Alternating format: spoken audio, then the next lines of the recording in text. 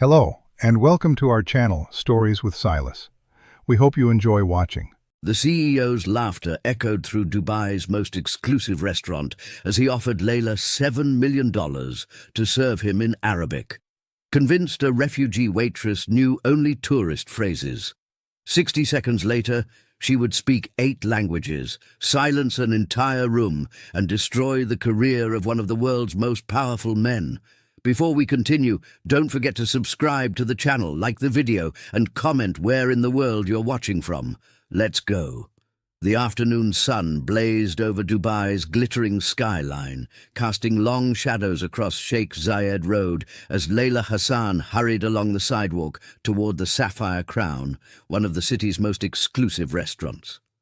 Her black server's uniform was freshly pressed, her dark hair pulled back in a neat bun, and her name tag gleamed under the relentless Middle Eastern sun. To any passerby, she looked like just another hospitality worker in a city built on service and spectacle. But Layla carried secrets in her heart that no uniform could reveal.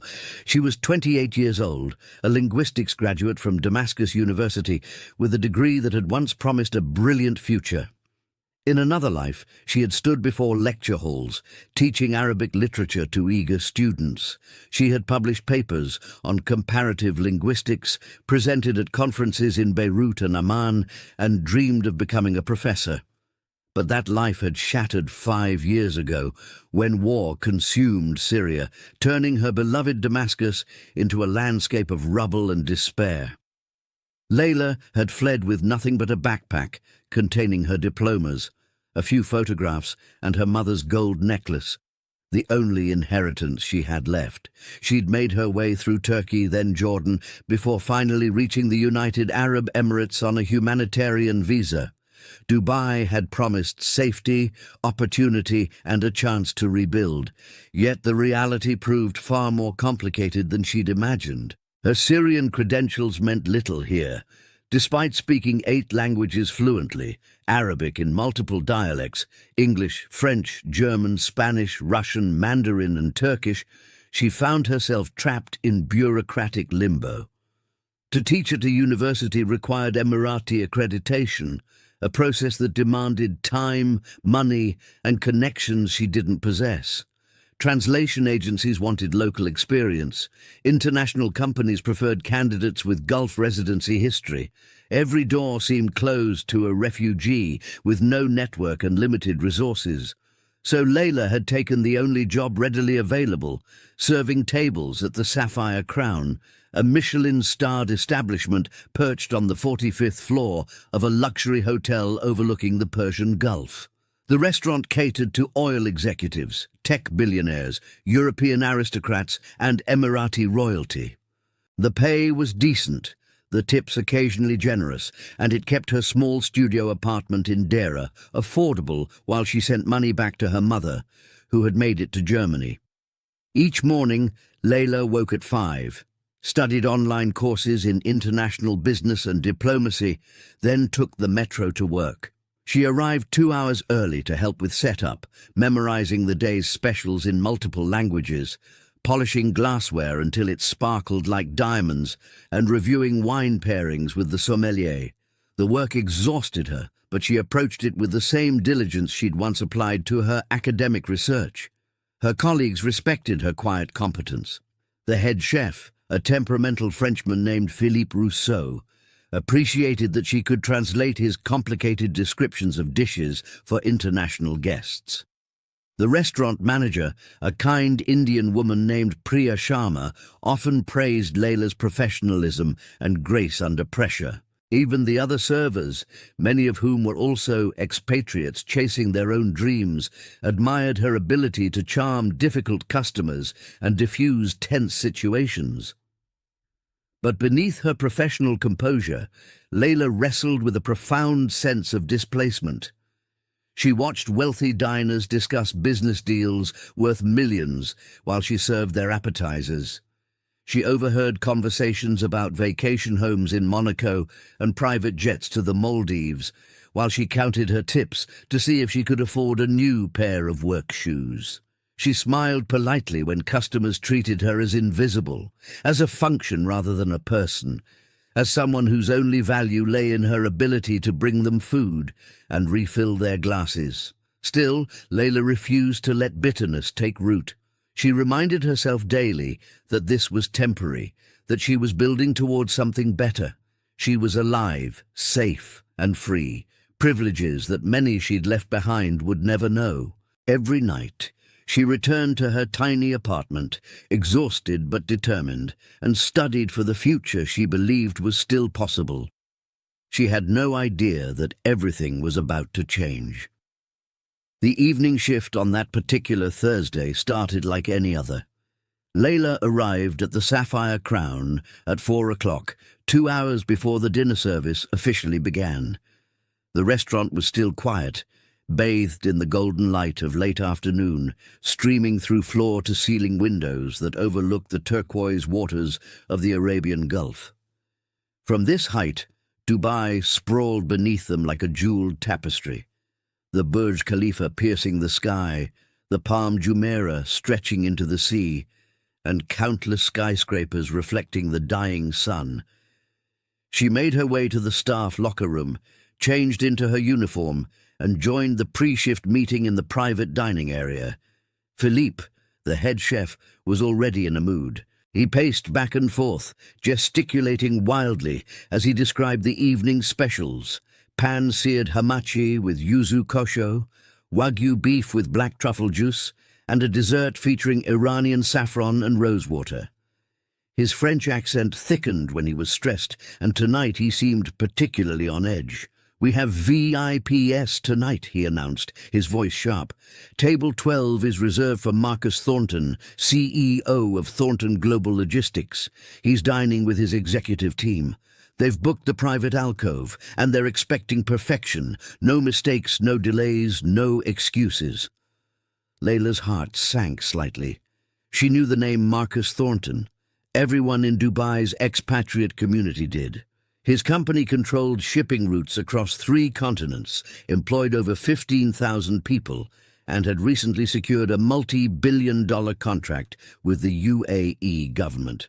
Thornton himself was legendary for his wealth, his business acumen, and, according to restaurant gossip, his demanding personality. Priya, the restaurant manager, assigned sections for the evening. "Layla, you'll take tables 9, 10, and 11. Stay sharp tonight. We need our best people visible." Layla nodded, grateful for the vote of confidence, but also aware that she'd be working adjacent to the VIP section. She'd need to be flawless. As 6 o'clock approached, the restaurant began filling with guests. A wealthy Emirati family celebrating a birthday took table 9. A British couple on their anniversary settled into table 10. Table 11 remained empty, reserved for a last-minute booking. Layla moved between her tables with practiced efficiency, greeting guests in their native languages, recommending dishes, and ensuring every detail met the Sapphire Crown's exacting standards. The British couple was particularly charmed when Layla described the hamachi special in flawless English, then switched to French to explain the wine pairing suggested by the sommelier. The Emirati family appreciated her respectful use of formal Arabic when speaking to the grandmother, while effortlessly conversing with the younger generation in the Khaliji dialect common in the Gulf. "You speak so many languages!"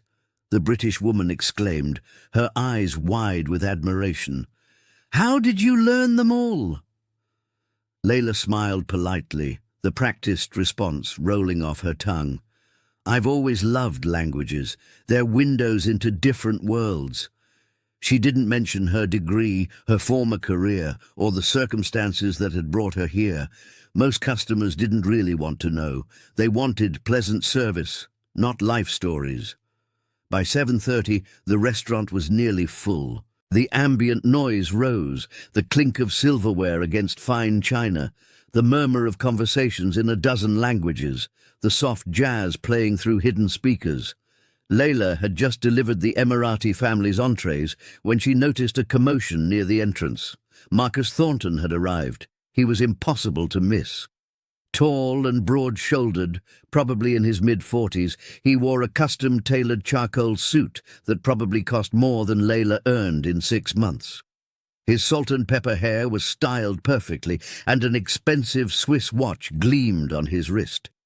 He carried himself with the absolute confidence of someone accustomed to being the most important person in any room.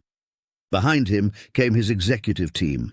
4 men in equally expensive suits, all carrying the unmistakable air of corporate power.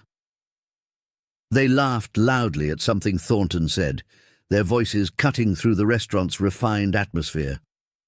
Other diners glanced their way, some with recognition, others with curiosity. Priya herself escorted them to table 12, the private alcove with panoramic views of the Gulf. It was the best table in the house, positioned to offer both privacy and prestige. Layla watched from her section as they settled in, noting the bodyguard, who took a discreet position at a nearby table, and the way Thornton immediately pulled out his phone, fingers flying across the screen even as Priya welcomed them. The server assigned to table 12 was Omar, a Palestinian man in his 30s who'd worked at the Sapphire Crown for 3 years. Layla saw him approach the table, posture perfect, ready to provide the impeccable service these VIPs expected. But within minutes, it became clear something was wrong. Thornton was being difficult. Even from a distance, Layla could see Omar's increasing discomfort. Thornton kept waving him away dismissively, barely looking up from his phone. When Omar tried to present the wine list, Thornton snapped something that made his colleagues laugh. Omar's face flushed, but he maintained his composure, retreating to regroup. Layla focused on her own tables, but she couldn't help overhearing snippets of conversation from the VIP alcove. Thornton's voice carried, loud and assured, as he regaled his team with stories of business conquests and corporate victories. There was something aggressive in his tone, something that made her uneasy. She had no way of knowing that within the hour Marcus Thornton would direct that aggression at her, setting in motion a confrontation that would change both their lives forever. The incident happened suddenly, without warning. Layla was refilling water glasses for the British couple when she heard raised voices from the VIP alcove. She glanced over to see Omar standing rigidly beside table 12, his face pale, while Marcus Thornton gestured angrily. "This is unacceptable!" Thornton's voice boomed across the dining room, drawing the attention of nearby tables. "I asked for a specific vintage of Chateau Margaux, and you bring me this. Do you even understand what I'm saying?" Omar stammered an apology, explaining that the specific vintage wasn't available, but that the sommelier had recommended an excellent alternative. His hands trembled slightly as he held the bottle. Thornton cut him off with a dismissive wave. "I don't want alternatives. I want what I asked for, or I want someone competent enough to explain why that's impossible. Get me your manager. Now."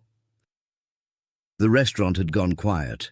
Even the soft jazz seemed to fade into the background as all eyes turned toward the unfolding drama.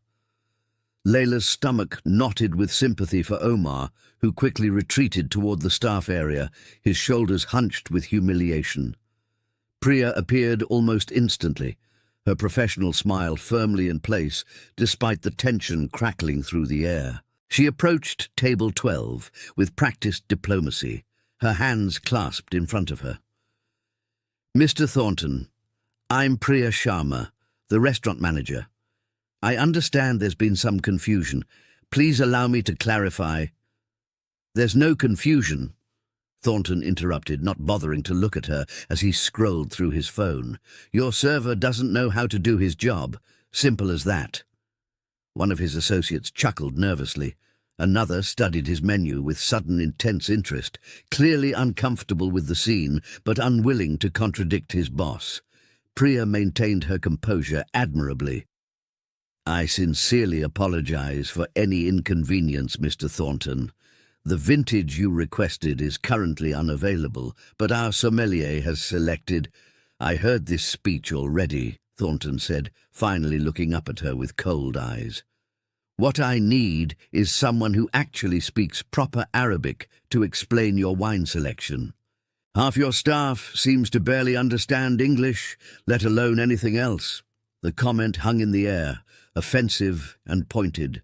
Several diners shifted uncomfortably. Layla felt heat rise in her cheeks, not from embarrassment but from indignation. Omar spoke 4 languages fluently. The insult was as baseless as it was cruel. Priya's smile tightened almost imperceptibly. "All our staff are highly trained professionals, Mr. Thornton. However, if you'd prefer service in Arabic, I'd be happy to arrange that. We have several team members who—" "Fine, get me someone who won't waste my time." He waved her away as if dismissing a servant, then turned back to his colleagues. "This is what happens when restaurants prioritize appearance over competence. All flash, no substance." His associates laughed on cue, though the laughter sounded forced.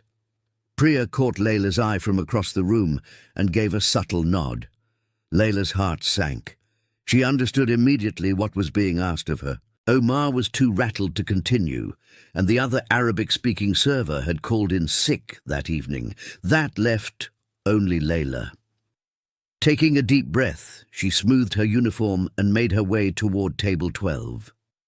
She reminded herself of the countless difficult customers she'd handled over the past few years, the patience she'd cultivated, the professionalism she'd maintained even in the face of condescension and rudeness. This was just another challenge to navigate. As she approached the alcove, she could see Marcus Thornton more clearly now. His face was flushed, whether from anger or the whiskey he'd been drinking she couldn't tell. His jaw was set in an expression of entitlement and irritation. His colleagues looked variously amused, embarrassed, or indifferent, their body language suggesting this wasn't the first time they'd witnessed their boss's outbursts. "Mr. Thornton," Layla said, her voice calm and professional as she stopped beside the table. "Good evening. My name is Layla, and I'll be taking care of your table for the remainder of the evening. I understand you'd prefer service in Arabic. I'm fluent, and I'd be happy to assist you in any way possible." She spoke in English first, keeping her tone respectful, but not subservient. Her posture was straight, her expression pleasant but composed. She refused to show the nervousness fluttering in her chest. Thornton looked up at her, his eyes sweeping over her in a way that made her skin crawl. It wasn't quite leering, but it was dismissive, reducing her to a mere functionary in his evening's entertainment. A slow, mocking smile spread across his face. "Arabic, huh?" He leaned back in his chair, folding his arms across his chest. "Let me guess, you know how to say hello and thank you and call that fluency?" His colleagues chuckled. One of them, a thin man with wire-rimmed glasses, muttered something about diversity hires that drew more laughter. Layla felt the familiar sting of being underestimated, dismissed, judged entirely by her appearance and position, but she kept her expression neutral, her voice steady. "I assure you, sir, I'm quite fluent. If you'd like to discuss the menu or wine selection in Arabic, I'm completely comfortable doing so."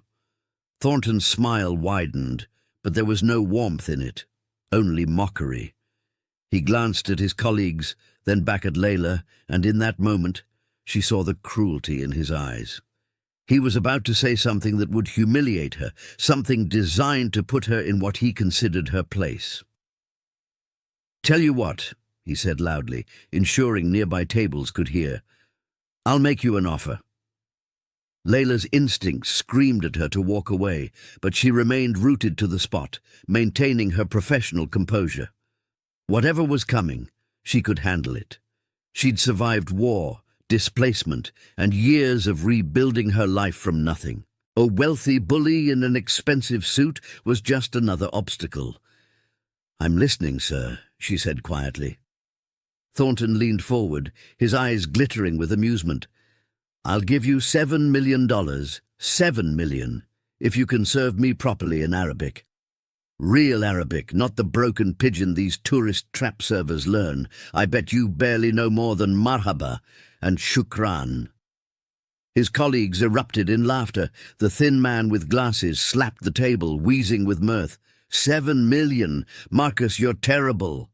Another executive, a balding man in his 50s, grinned widely. That's generous, boss. I'd have said $100 tops. The mockery was designed to humiliate, to reduce her to a joke for their entertainment. Layla felt the eyes of the entire restaurant on her. Other diners watching with expressions ranging from sympathy to fascination. Staff members frozen in shock. Even Philippe peeking from the kitchen doorway with his jaw clenched. But something shifted inside Layla in that moment. She thought of her mother in Germany, who'd raised her to value dignity over comfort. She thought of her professors at Damascus University, who taught her that knowledge was power no one could strip away. She thought of every condescending customer who'd treated her like she was invisible, every bureaucrat who'd dismissed her credentials, every person who'd looked at her uniform and assumed they knew everything about her worth. And she decided she was done being small. Layla took a slow, deliberate breath, then looked Marcus Thornton directly in the eye. When she spoke, her voice was calm, clear, and utterly composed. Sadie, أنا أتحدث العربية الفصحى بطلاقة تامة وأستطيع أن أشرح لك قائمة الطعام بأي لهجة تفضلها. Her classical Arabic was flawless, each syllable perfectly enunciated. Sir, I speak classical Arabic with complete fluency, and I can explain the menu to you in any dialect you prefer. Thornton's smile faltered slightly, but she wasn't finished. She switched seamlessly to the Emirati dialect. وزتبي أقدر أحجي معاكي باللهجة الإماراتية لأنك في دبي والمفروض تحترم ثقافة البلد اللي أنت فيه. And if you want, I can speak with you in Emirati dialect because you're in Dubai and should respect the culture of the country you're in. The laughter at table 12 had died completely. Thornton's colleagues exchanged uncertain glances, no longer sure if this was still funny. But Layla continued, her voice gathering strength. She switched to French. Et puisque vous êtes clairement un homme d'affaires international, je peux aussi vous expliquer notre carte en français. La résilience ne se mesure pas par le poste qu'on occupe, mais par notre refus d'être diminué. And since you're clearly an international businessman, I can also explain our menu in French. Resilience isn't measured by the position one holds, but by one's refusal to be diminished. Then English, her accent shifting to reflect her formal education. Or perhaps you'd prefer English, since that seems to be your native language. I can explain that true sophistication isn't found in wealth, but in how we treat those we perceive as beneath us. She moved to Mandarin, her pronunciation perfect. 或者我可以用中文为您服务，因为我知道您的公司在中国有业务。尊重不是用金钱可以买到的。Or I can serve you in Mandarin, since I know your company has operations in China. Respect cannot be bought with money. German came next. Oder vielleicht auf Deutsch. Ich kann Ihnen erklären, dass Bildung und Würde nichts mit der Uniform zu tun haben, die man trägt. Or perhaps German. I can explain to you that education and dignity have nothing to do with the uniform one wears. Then Spanish. ¿O prefiere español? Puedo decirle que hay millones de personas refugiadas en el mundo con más educación y talento que muchos en posiciones de poder. Or do you prefer Spanish? I can tell you that there are millions of refugees in the world with more education and talent than many in positions of power. And finally Russian, each word crisp and deliberate. Или по-русски. Я могу объяснить вам, что настоящая сила заключается не в унижении других, а в поднятии их. Or in Russian, I can explain to you that true strength lies not in humiliating others, but in lifting them up. She paused, letting the silence settle over the room like a blanket. Every person in the sapphire crown sat transfixed, forks forgotten, conversations abandoned. Marcus Thornton's face had gone from flushed to pale, his expression frozen somewhere between shock and humiliation. Layla straightened her shoulders, her voice returning to English, soft but carrying to every corner of the restaurant. I am a graduate of Damascus University with a degree in linguistics and comparative literature. I speak 8 languages fluently. I've published academic papers and taught university courses. I fled a war that destroyed my country, and I'm rebuilding my life one day at a time. This uniform doesn't define me, Mr. Thornton. Your $7 million is generous, but what you can't buy, what money will never purchase, is decency, humility, and respect for the dignity of every human being, regardless of their circumstances. The silence that followed was absolute. Then, from somewhere in the restaurant, a single person began to clap. It started with the British woman at table 10, the same guest who'd been charmed by Layla's language skills earlier. She rose from her seat, her hands coming together in slow, deliberate applause, her face bright with admiration and defiance. Within seconds, others joined. The Emirati family stood as one, the grandmother nodding with dignified approval as she clapped. A table of Japanese businessmen set down their chopsticks and applauded. The solo diner, who'd been absorbed in his book, closed it and stood, adding his support. Like a wave rolling across the ocean, the applause spread through the Sapphire Crown until nearly every guest in the restaurant was on their feet. The sound was thunderous, echoing off the glass walls and polished surfaces. Staff members joined in, servers, busboys, even Felipe emerged from the kitchen, his arms crossed but his head nodding in unmistakable respect. Priya's eyes glistened with tears as she clapped, her professional mask finally cracking to reveal genuine emotion. Layla stood frozen, overwhelmed by the response. Her hands trembled at her sides, and she felt tears threatening to spill. This wasn't what she'd intended. She'd simply reached her limit, found her voice, and refused to be diminished. But now the entire restaurant celebrated her courage, transforming her moment of defiance into something larger than herself. Marcus Thornton remained seated, his face a mask of barely controlled fury. His colleagues had gone silent, their earlier mirth evaporated. The thin man with glasses stared at the tablecloth. The balding executive fidgeted with his napkin. No one at table 12 seemed to know where to look. Thornton's jaw worked silently for a moment before he finally found his voice. "How dare you?" he hissed, his words cutting through the applause. "Do you have any idea who I am? What I could do to you, to this restaurant?" The clapping faltered, then stopped. The energy in the room shifted as guests realized the confrontation wasn't over. Layla met Thornton's glare without flinching, her earlier fear burned away by adrenaline and righteous anger. "I know exactly who you are, Mr. Thornton," she said quietly. "You're a man with considerable wealth and power, but that doesn't give you the right to mock people, to treat service workers as lesser beings, or to assume that someone's current circumstances define their worth." Thornton's face flushed deep red. "You just made the biggest mistake of your career. I'll have you fired. I'll make sure you never work in this industry again. That's enough." The voice came from the entrance, sharp and authoritative. Everyone turned to see a woman in an elegant navy pantsuit striding across the dining room, her heels clicking against the marble floor. She was in her early 60s, with silver hair styled in a sophisticated bob and the bearing of someone accustomed to command. Her presence radiated authority. Layla recognized her from photographs displayed in the restaurant's management office. Nadia Al-Mansouri, the Emirati businesswoman who owned the Sapphire Crown and half a dozen other luxury establishments across the UAE. She rarely appeared at her properties, preferring to trust her managers, but her reputation preceded her, brilliant, demanding, and fiercely protective of her staff. Nadia walked directly to table 12, her cool gaze fixed on Marcus Thornton. "Mr. Thornton, I'm Nadia Al-Mansouri, the owner of this establishment. I happened to be reviewing security footage in the office when this incident occurred.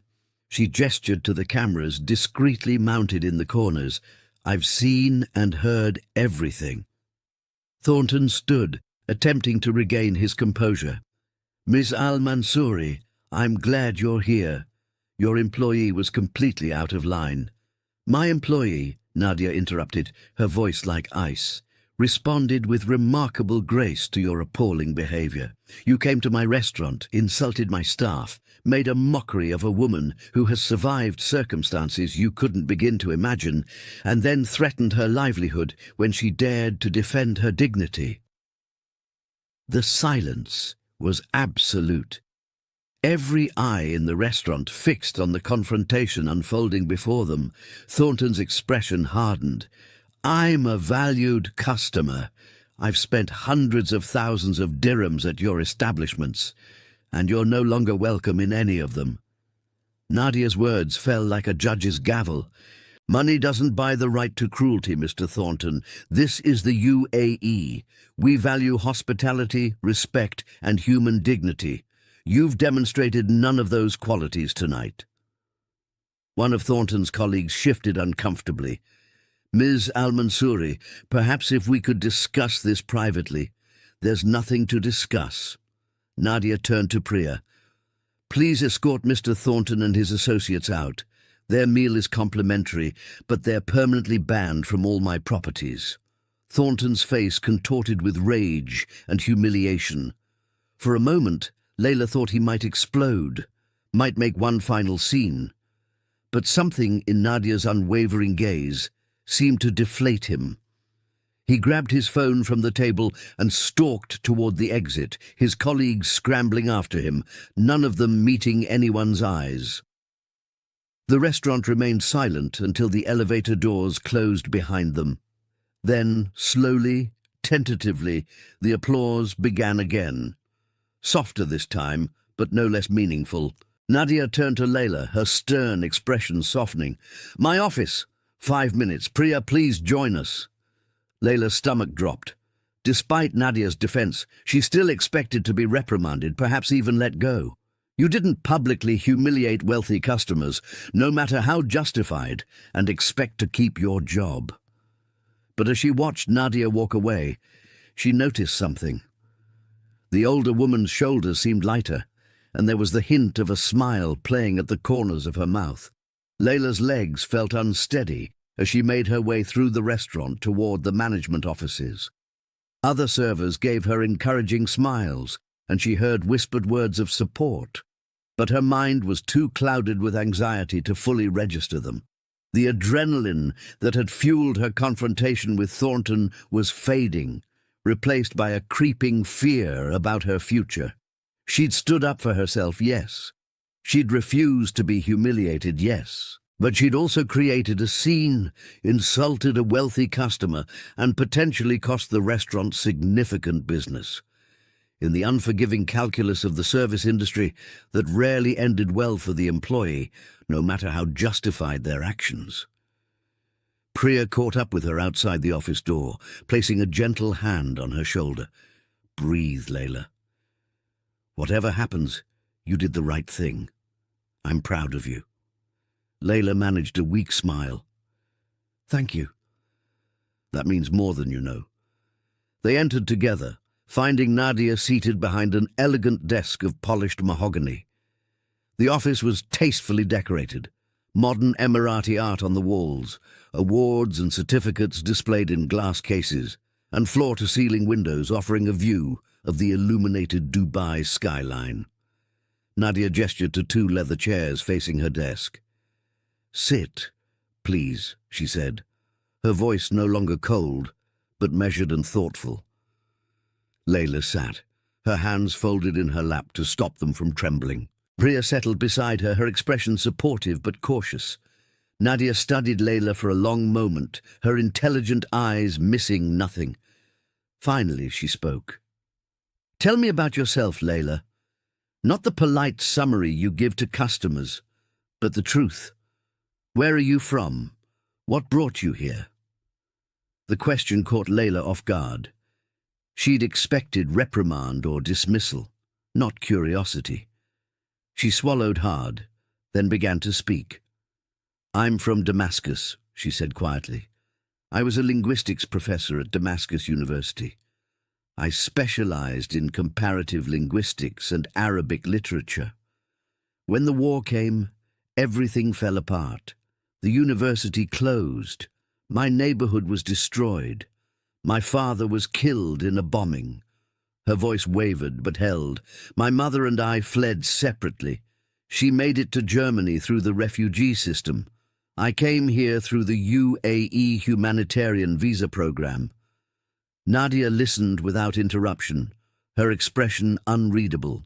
"I tried to continue my career here," Layla continued, "but my credentials weren't recognized without expensive and time-consuming accreditation processes. I couldn't afford them, and I needed to work immediately, so I took the only job readily available. I've been serving tables for 3 years now, sending money to my mother and trying to save enough to eventually get my certifications." She met Nadia's gaze directly. "I'm not ashamed of this work. The staff here are professional and skilled, but I won't pretend that being dismissed and mocked by people like Marcus Thornton doesn't hurt, especially when they assume my uniform defines my entire worth." Silence fell. Priya shifted uncomfortably, glancing between them. Then Nadia did something unexpected. She smiled, not a polite business smile, but a genuine expression of warmth and recognition. "Do you know why I own restaurants, Layla?" Nadia asked, leaning back in her chair. "My father was a pearl diver before oil was discovered in the UAE. We were poor. When I was young, we lived in a small house with no air conditioning, no modern conveniences. I was one of the first girls in my village to attend school." She gestured to the luxurious office around them. "All of this came from determination, education, and refusing to accept limitations others tried to impose on me. I faced men who told me women couldn't run businesses, officials who dismissed me because of my background, competitors who underestimated me because of my gender." Nadia's eyes glinted with fierce pride. "I built this empire by recognizing talent wherever I found it and by never forgetting where I came from. When I saw you tonight defending your dignity with such eloquence and strength, I saw myself 40 years ago." Layla's breath caught. "Ms. Al-Mansouri, you have a doctorate-level education and speak 8 languages fluently," Nadia interrupted. "You're wasting your potential serving tables, no matter how well you do it. I didn't intervene tonight just to defend an employee. I intervened because I recognize an opportunity when I see one."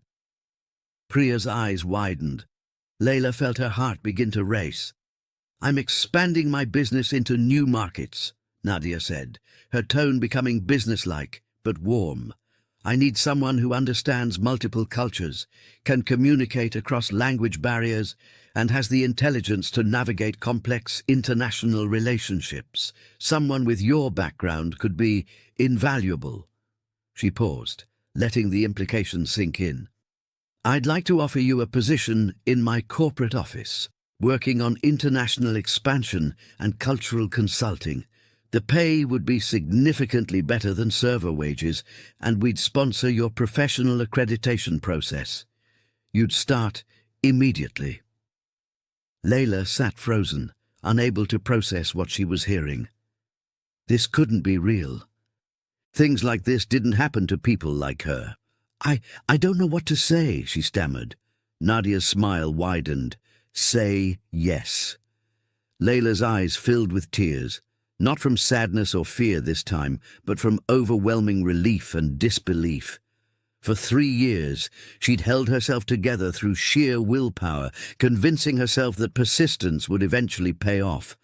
But she'd never truly believed that one moment could change everything. Life had taught her that progress came slowly, through grinding effort and endless patience. Yet here it was, an opportunity she hadn't dared dream of, offered by a woman who understood exactly what it meant to fight for dignity and recognition. "Yes," Layla whispered, then stronger. "Yes." "Thank you. I don't... I can't express how much this means." Nadia stood and extended her hand across the desk. "You already expressed it tonight, in 8 languages, in front of a room full of witnesses. Now let's put that courage and talent to proper use." They shook hands, and Layla felt the firmness in Nadia's grip, the handshake of someone who'd built an empire through determination and who recognized a kindred spirit. Priya beamed from her seat, her earlier worry transformed into genuine joy. "We'll handle the paperwork tomorrow," Nadia continued. "Come to my corporate office at 10. Bring your credentials, your diplomas, any professional documentation you have. We'll begin the accreditation process immediately and enroll you in our management training program. Your starting salary will be 20,000 dirhams per month, with benefits and professional development opportunities." Layla's breath caught. 20,000 dirhams, more than triple what she earned at the restaurant, enough to support herself comfortably, continue helping her mother, and finally begin saving for the future she'd thought was lost forever. "In the meantime," Nadia said, glancing at Priya, "Layla should finish her shift tonight. Let the staff and guests see that standing up for oneself doesn't end in punishment. It's an important message." Priya nodded enthusiastically. "Of course, though I suspect she'll be busy accepting congratulations for the rest of the evening." She wasn't wrong. When Layla returned to the dining floor, she was greeted by a small celebration. The British couple insisted on taking a photo with her. The Emirati grandmother clasped her hands and spoke a blessing in Arabic, her voice warm with approval. Other guests stopped her to express admiration, to share their own stories of facing discrimination or dismissal, to thank her for her courage. Even Philippe emerged from the kitchen, his typically stern expression softened. "You have brought honor to this restaurant tonight," he said in his thick French accent. "Magnifique." Her fellow servers hugged her, slapped her back, whispered excited questions about what had happened in the office. Omar, still shaken from his own encounter with Thornton, gripped her shoulder with tears in his eyes. "Thank you," he said simply, "for all of us." But amid the celebration, Layla remained focused on finishing her shift professionally. She served her tables with the same attention to detail she'd always maintained, took orders in multiple languages, and ensured every guest left satisfied. The work hadn't changed, but something fundamental had shifted within her. She no longer felt invisible. She'd reclaimed her voice, and people had listened. As the evening wound down and the last guests departed, Layla changed out of her uniform for the final time. She folded it carefully, leaving it in her locker alongside a note, thanking her colleagues for their friendship and support. She'd return tomorrow as someone different, not a server, but a corporate professional, an international consultant, a woman whose education and abilities would finally be recognized. Walking out into the humid Dubai night, her phone buzzed with notifications. Word of the confrontation had already spread beyond the restaurant. A guest had posted a video on social media, shaky footage capturing Layla's multilingual response to Thornton, her calm dignity in the face of mockery. The video was going viral, comments poured in by the hundreds. "This woman is incredible." Finally, someone put an entitled billionaire in his place. "She speaks 8 languages, and she's been serving tables. This is criminal. Find her and give her a better job." Layla smiled at the irony. The internet was demanding justice that had already been delivered. Nadia al-Mansouri had moved faster than social media outrage ever could. She called her mother in Germany, needing to share the news with someone who would understand its full significance. The phone rang 3 times before her mother's familiar voice answered, thick with sleep. It was nearly midnight in Berlin. "Layla, Habibti, is everything all right?" "Mama," Layla said, her voice breaking with emotion, "everything just changed." She told her mother everything, the confrontation, the humiliation, her response, the applause, Nadia's intervention, and the job offer. Her mother listened in silence, then began to cry, her sobs carrying across the digital distance between them. "Your father would be so proud," her mother whispered. "He always said education was a light no one could extinguish. You kept that light burning, my daughter. Even in the darkness you kept it burning." They talked for an hour, sharing dreams and making plans. Perhaps her mother could visit Dubai soon. Perhaps eventually Layla could bring her here permanently. The future, which had seemed so constrained just hours ago, now stretched open with possibility. As Layla finally ended the call and headed toward the metro station, she looked up at Dubai's glittering skyline, the Burj Khalifa reaching toward the stars, the Palm Jumeirah lit like a jewel, the endless towers proclaiming ambition and achievement. For the first time since arriving in this city, she felt like she belonged to it, not as a refugee grateful for scraps, but as someone with genuine value to offer. Tomorrow, her new life would begin. Tonight, she allowed herself to simply breathe, to feel the weight of 3 difficult years lifting from her shoulders, and to recognize that sometimes courage is rewarded not despite the risk, but because of it. Layla woke the next morning to find her phone flooded with notifications. The video from the Sapphire Crown had exploded overnight, shared across Twitter, Instagram, LinkedIn, and Facebook. It had accumulated millions of views, tens of thousands of comments, and had been picked up by news outlets across the Middle East and beyond. "Syrian refugee speaks 8 languages to billionaire who mocked her," read one headline. "Restaurant server's eloquent response to CEO's humiliation goes viral," proclaimed another. "When entitled billionaire meets educated refugee, the video everyone's talking about," screamed a third. The comments section was a mixture of awe, outrage, and solidarity. People shared their own stories of being underestimated, of struggling to have credentials recognized in new countries, of facing discrimination in service industries. Hashtags emerged, hashtag respect service workers, hashtag Lalia speaks, hashtag education has no uniform. But there was also a darker current. Internet detectives had identified Marcus Thornton, and the backlash against him was fierce. His company's social media accounts were flooded with angry comments.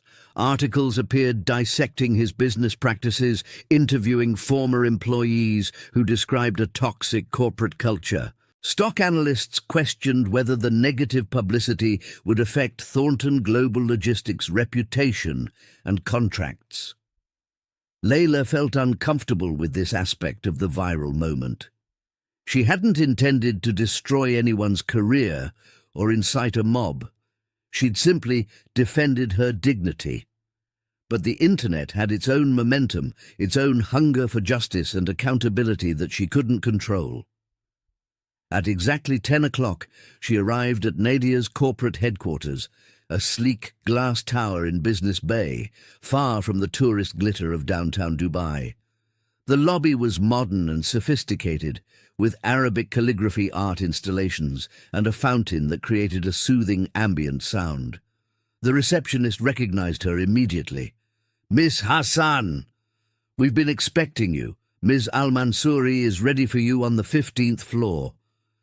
As Layla rode the elevator up, she caught glimpses of her reflection in the polished metal doors. She'd dressed in her most professional outfit, a tailored navy pantsuit she'd bought years ago in Damascus, now slightly worn but still presentable.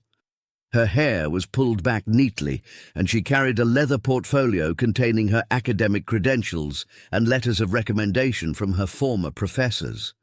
The elevator doors opened to reveal a bustling corporate environment. Young professionals moved purposefully between glass-walled conference rooms. Multiple languages floated through the air: Arabic, English, Hindi, Tagalog. It was a genuinely international workspace, and Layla felt a surge of belonging she hadn't experienced in years. Nadia's assistant, a cheerful Filipina woman named Maria, greeted her warmly and led her to a corner office with panoramic views of the Dubai skyline. Nadia was on the phone, speaking rapid Arabic, but she gestured for Layla to enter and take a seat. When she finished her call, Nadia smiled broadly. "So, you're famous." Layla grimaced. "I didn't intend for that to happen."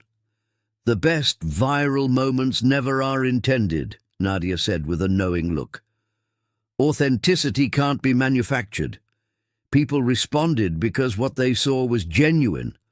Someone standing up for themselves with grace and intelligence. There's power in that." She slid a folder across the desk. "This is your employment contract. Standard terms.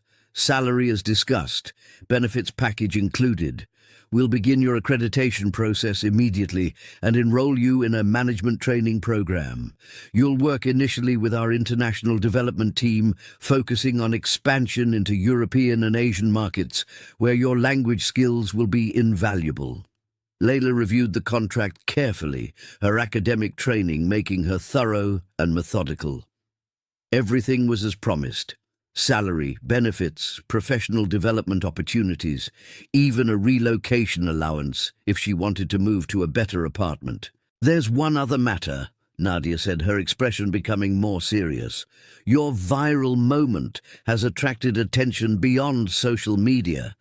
I've received 3 calls this morning, one from a major news network wanting to interview you, one from a refugee advocacy organization hoping you'll speak at their conference, and one from the UAE Ministry of Culture requesting you participate in a panel discussion about integration and multiculturalism." Layla's eyes widened. I'm not a public speaker. I'm not an activist." "You became one the moment you refused to be silenced," Nadia said gently. "I'm not saying you must accept these opportunities, but I want you to consider them. Your story has resonated with millions of people because it represents something larger. The value of education, the dignity of all work, the importance of respecting people regardless of their circumstances." She paused, studying Layla thoughtfully. "You have a platform now, whether you sought it or not. What you do with it is your choice, but don't dismiss the possibility that your voice might help others who face similar struggles." Layla sat quietly, processing this. She'd never imagined herself as a public figure, never wanted to be a symbol or spokesperson. She'd simply wanted to rebuild her life quietly, to eventually return to academia, to support her mother and create stability. But Nadia was right. The video had made her visible in a way that couldn't be undone. The question was whether she'd use that visibility to help others or retreat into privacy. "Can I think about it?" she asked finally. "Of course," Nadia said. "There's no pressure. Focus on starting your new position first. The rest can wait." They shook hands again, and Layla left the office with her signed contract, her heart full of hope and uncertainty in equal measure. Layla's first weeks at Nadia's corporate headquarters exceeded her expectations. She was assigned to the International Development Team, working alongside economists, marketing specialists, and cultural consultants. Her role involved researching potential expansion markets, providing cultural insights, and facilitating communications with international partners. Her language skills proved immediately valuable. During her second week, she translated a complex contract dispute with a French supplier that had stalled for months. The following week, she mediated a video conference between Emirati investors and a Chinese restaurant group, seamlessly moving between Arabic, English, and Mandarin to clarify misunderstandings that had threatened the deal. Her colleagues treated her with respect and genuine curiosity. Many had seen the viral video, but they engaged with her as a professional, asking about her academic background and her insights on Middle Eastern linguistics, rather than treating her as a curiosity or celebrity. Yet the viral moment continued to cast a long shadow. Media requests kept arriving daily. Advocacy organizations reached out, hoping she'd lend her name to their causes. Universities invited her to speak about the refugee experience. The attention was overwhelming and frankly unwanted. Layla had never sought the spotlight. She wanted to work, to rebuild her career, to live quietly and purposefully. But she couldn't escape the video's impact. Strangers recognized her on the metro, in grocery stores, at cafes. Some approached with words of encouragement. Others simply stared. The loss of anonymity felt disorienting after years of being invisible. The most unexpected consequence came 5 weeks after the incident, in the form of an email that appeared in her work inbox late one Thursday afternoon. The subject line read, "Request for meeting, Marcus Thornton." Layla's stomach clenched. She stared at the screen, debating whether to delete it unread, but curiosity, and perhaps a need for closure, made her click it open. "Miss Hassan, I hope this email reaches you and that you'll forgive the intrusion into your professional correspondence. I obtained your contact information through a mutual business associate who works with Ms. Al-Mansouri's organization. I'm writing to request a private meeting. I owe you an apology, a real one, face to face, not a public relations statement crafted by lawyers. What happened at the Sapphire Crown was unconscionable. My behavior was cruel, arrogant and inexcusable. You deserved better, and I failed spectacularly to provide even basic human decency. The past weeks have been, to put it mildly, humbling. The viral video cost me professionally and personally. I've lost business contracts, board members have questioned my leadership, and several long-time associates have distanced themselves from me. But more importantly, it forced me to confront aspects of my character I'd been ignoring for years. I don't expect forgiveness. I don't deserve it, but I would appreciate the opportunity to apologize in person and perhaps to understand better the perspective you tried to share with me that night. If you're willing, I'd like to meet at a time and location of your choosing. Respectfully, Marcus Thornton. Layla read the email 3 times, searching for hidden agendas or manipulative language. But it seemed genuine, raw even, lacking the polished corporate speak she'd have expected from someone of Thornton's position. She showed it to Nadia, who'd become something of a mentor in the weeks since Layla joined the company. Nadia read it carefully, her expression thoughtful. "What do you want to do?" "I don't know," Layla admitted.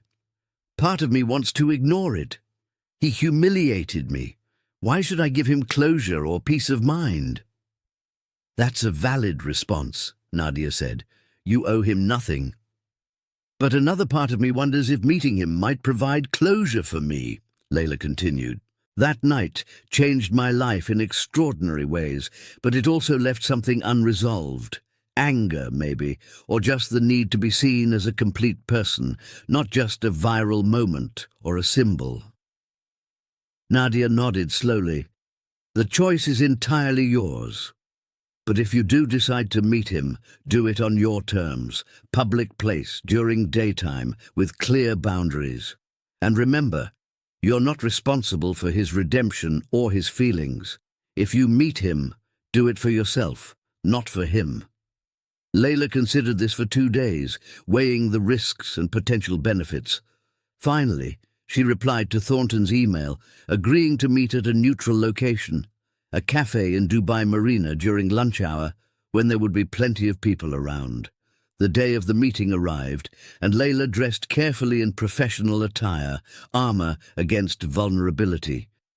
She arrived early, choosing a table with a clear view of the entrance. When Marcus Thornton walked in, she almost didn't recognize him. He looked diminished somehow, despite his expensive suit and confident stride. There were shadows under his eyes, a tightness around his mouth that suggested sleepless nights. He spotted her immediately and approached slowly, as if afraid she might flee. "Ms. Hassan," he said quietly, "thank you for agreeing to see me. May I sit?" Layla gestured to the chair across from her. "You have 30 minutes, Mr. Thornton." "I have a meeting at 2. He nodded, accepting the boundary without argument. "I'll make it count."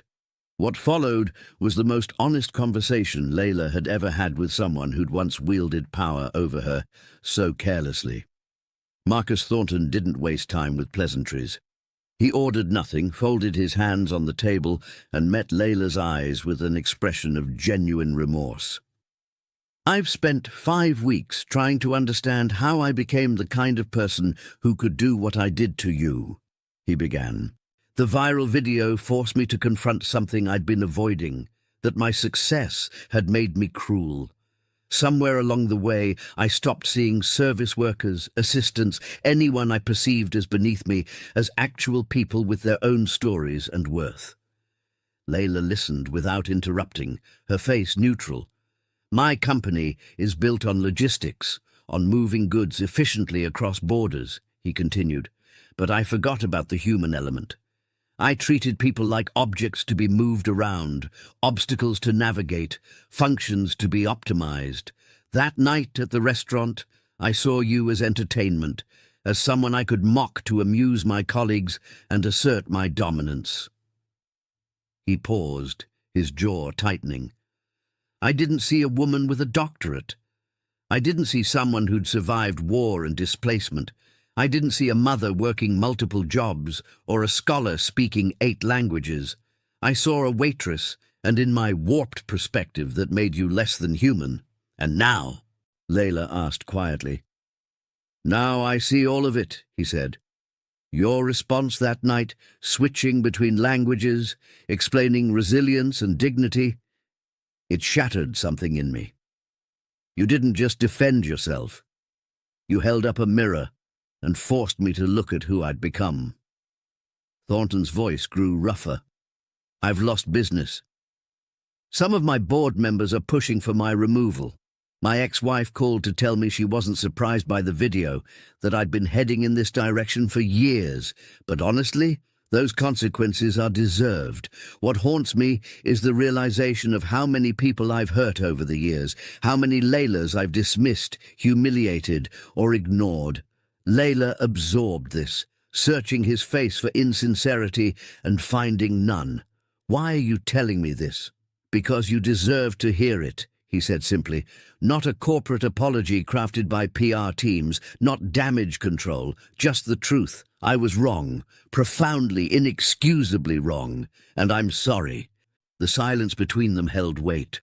Layla thought about anger, about justice, about the choice to carry resentment or release it. She thought about her father, who taught her that strength meant knowing when to fight and when to forgive.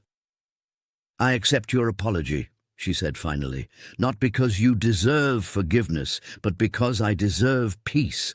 What you did was terrible, but I won't let it define me or consume me with bitterness. I'm moving forward with my life, Mr. Thornton. This meeting is closure for both of us." Thornton nodded, his relief visible. "Thank you. That's more grace than I have any right to expect." He hesitated, then added, "If there's anything I can do, professional recommendations, connections, funding for refugee education programs, please don't hesitate to ask." Layla considered this. "Actually, there is something. I've been asked to speak at a refugee advocacy conference next month. Your company has significant government contracts. If you're serious about making amends, use your influence to push for better credential recognition processes for displaced professionals. Policy change helps more people than individual gestures." "Consider it done," he said without hesitation. "I'll make it a priority." They parted ways 30 minutes later, both changed by the encounter. Layla walked back to her office feeling lighter, the anger she'd carried finally dissolving. That evening, she called the Refugee Advocacy Organization and accepted their speaking invitation. Then she contacted the news network and agreed to an interview. Nadia had been right. She had a platform now, and hiding from it wouldn't help anyone. 3 months later, Layla stood on a stage at the Dubai International Conference on Migration and Integration, speaking to an audience of policymakers, NGO leaders, and corporate executives. She wore a professional navy dress and spoke with the confidence of someone who'd reclaimed her voice. Dignity isn't determined by circumstances, she told them. A PhD holder serving tables is no less educated than one teaching in a university. A refugee is no less human than a citizen. We measure a society's strength not by how it treats its most powerful members, but by how it respects its most vulnerable. In the audience, Nadia smiled with quiet pride. Beside her, surprisingly, sat Marcus Thornton taking notes. The viral moment that had begun with humiliation had transformed into something larger, a conversation about respect, recognition, and the inherent worth of every person. Layla's single sentence that night had become a movement. As she concluded her speech to thunderous applause, Layla thought about her journey from Damascus to Dubai, from professor to server to international consultant and advocate. She thought about her father, her mother in Germany, and the countless displaced professionals still fighting for recognition. "You can buy many things with wealth," she said, her final words echoing through the conference hall. "But decency, respect, and the recognition of human dignity, those must be freely given, or they mean nothing at all." The applause continued as she left the stage, but Layla barely heard it. She was already thinking about her next project, a credential recognition program she and Nadia were developing, funded partially by Marcus Thornton's company, and designed to help refugees and displaced professionals rebuild their careers faster. One confrontation had changed her life. Now she would use that change to help transform others' lives too. Sometimes, Layla reflected, the most powerful revolutions begin with a single person refusing to accept disrespect. Sometimes courage doesn't roar, it speaks calmly in 8 languages, reminding the world that every person carries infinite worth. And sometimes, just sometimes, the world actually listens.